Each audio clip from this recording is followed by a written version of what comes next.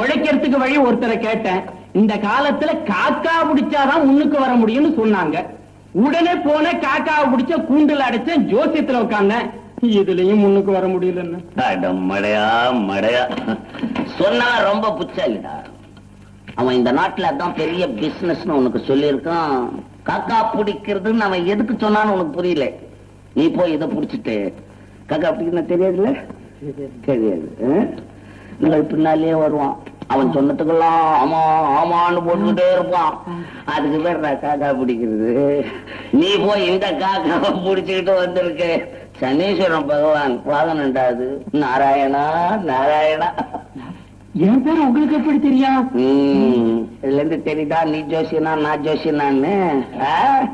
என்னடா டேய், ஏதோ திடீர்னு பணம் வந்துட்டாதான் ஆழம் மறந்துடுவானுங்க. நீ இருக்க வறுமையில இருக்கும் போதே மறந்து போறீங்களாடா டேய்.